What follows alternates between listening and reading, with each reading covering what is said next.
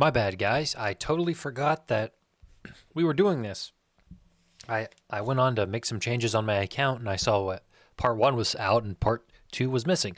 So we're back to talk fast food. For the few of you who care, I care about you. Papa John's. I like Papa John's. And I get that Papa John's has some questionable ethics. The Papa does anyway, with some calls he's been on and some words he's been saying. Outside of that, I think that garlic stuff, that garlic butter, why haven't they put that in stores? I would purchase that garlic butter if it was in stores. I'm going to put Papa John's in. I'm actually going to put it, I'm going to put it in B. I like the Papa. PDQ, never had, never heard. Penn Station is very overpriced. I don't find it to be that good. And it is along the lines of this C category. Again, this C category tastes fine, but too much to pay for fast food. That's kind of, maybe we should just change it right now. Tastes fine, but too much to pay for fast food. Is that new category name? Pizza Hut. No one, and I mean no one, out pizzas the Hut. I grew up on Pizza Hut. Pan pizza specifically, I don't think you can get anything else at Pizza Hut and have it be remotely edible. You have to get the pan pizza. My wife and I's only really big fight came when we were dating, and she was ordering pizza. I mean, she had been at my parents' house a handful of times. Like, it was still early in the relationship. And she goes to order Pizza Hut on the app. She's like, I could do it. I said, no. Like, you have to get pan pizza. Like, can I just please do it just to make sure? She's like, no, I can do it. Pan pizza? Yeah, sure. It shows up hand tossed. And I said, this is why I wanted to do it. And she's like, I did it. And she went back and looked, and she actually did it hand tossed. She didn't do it pan. And so we joke about it now. We laugh about it now. I don't love Pizza Hut anymore. It's fine, and it's better than this F category, but just barely. Popeyes, haven't had it enough. I know that there are some big Popeyes stands out there, so we'll put it in the not had enough category. I'm willing to try it if one opens up locally.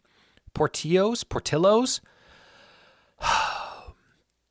I haven't had it enough, and that's the optimistic way to say it. Last time I went, it was very expensive, and I was not impressed. So we're going to give it the benefit of the doubt and say not had enough, but they sell hot dogs. It's just kind of a weird fast food. Like, if your fast food identity hinges around hot dogs, maybe there's a bigger question we should be asking. Potbelly, never even heard of it. Qdoba is significantly worse than Chipotle. This is not a widely held belief. A lot of people disagree with me. But they say, oh, you got to pay for queso at Chipotle. First of all, Chipotle's queso is not even good. Second of all, you don't need queso. You don't need queso for your bowl or your burrito to be delicious.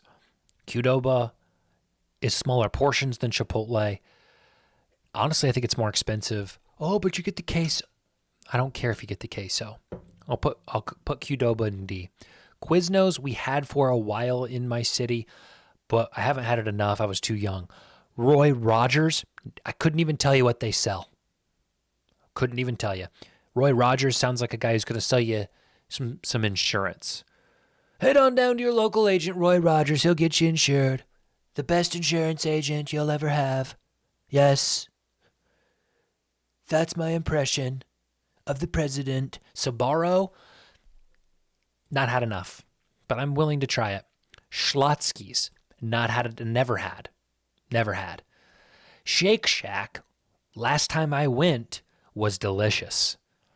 However, is it too much to pay for fast food? I think my dad and I went and it was $30. That's too much to pay for fast food, but it tastes fine. Sheetz, I think that's a gas station. Never had it. Skyline Chili is a unique one. Used to have one in our city. My father loved Skyline Chili. I could never quite get behind it. It's one of those things that has a cult following. You either love Skyline or you hate Skyline, it's regional, right? People in Cincinnati, like that's their thing. You know, they put the cinnamon in the chili. It's a little sweet. I like the noodles and the beans and the chili and the cheese, the 5-way, I believe it's called. But, you know, if it was in my city, I would not eat it any more than I would eat these others. So we'll put it in D. Sonic.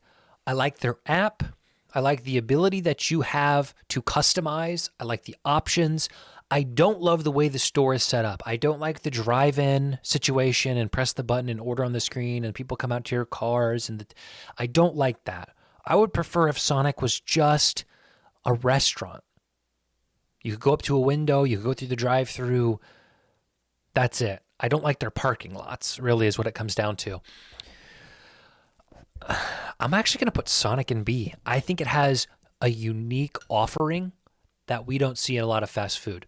Now, granted, that is on the basis of drinks and ice cream. Haven't had a lot of their actual food, so understand that comes with a little bit of bias. Steak and Shake, no. And again, Steak and Shake is almost a cult following, but I think you get to a certain age. Like there's an age pocket of Steak and Shake where it is no longer something you eat. High school, after the ball game, everybody goes there. They're open late. Yes. College. Now, I'm not a drinker, but I hear, oh, you're hungover. Steak and Shake. Oh, you've just been out drinking and you need at 11 p.m. just a grease ball of a sandwich. Steak and Shake. And then, like, once you get married, you don't go to Steak and Shake until you're in your 60s or 70s. And then, okay, yeah, let's try Steak and Shake again. They got the hats. We like the hats. Fast service, I think. They got that bowl of chili. Chili's cool when you're 70. I don't like Steak and Shake. Subway sucks. I mean, give me a $5 footlong and call me Rosemary Parm. Call me Italian herbs and cheese was my nickname in high school. But no, I'm not paying $9 for what they offer now. They bring back the $5 footlong. I'm there probably once, twice a month. But when you offer something so affordable and so promotional, and it becomes your lifeblood. Like Subway was known for the $5 footlong. That was their calling card. You take that away from people, now I'm not interested in what you have to offer at all. Svensson's, never heard of it. Taco Bell, a classic, really. They are also guilty of increasing their prices to a level that I think is unreasonable. However, it's everywhere you want it to be. It's consistent no matter where you go. They always have a nice app with some meal deals. I'm not going to lie, it's one of the fast food places that I have historically frequented. We'll put it in B. Taco Cabana, never heard of it. Or it's Cabana.